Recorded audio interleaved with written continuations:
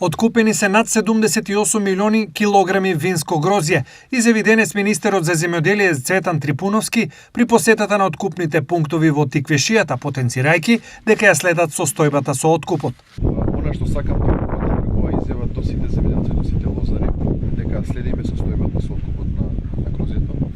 Точно е дека имаме зголемена количина оваа година и тоа радува дека е така, затоа што во изминатиот период во зимските месеци во делот на летото максимално се потрудивме да донесеме вода до секој една лозов насад, за да имаме зголемен приход, односно по секоја една единица површина. Место за загриженост во однос на откупот нема. Секое зрно ќе биде откупено, вели Трипуновски.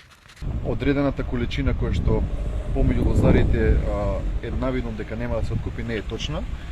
Од утре веќе влегува во откуп уште една винарска визба, тоа е Вардар винарија, која што овде во Кавадарци ќе ги отвори своите порти, ќе го собере дополнителна количина која што ќе се појави за откуп.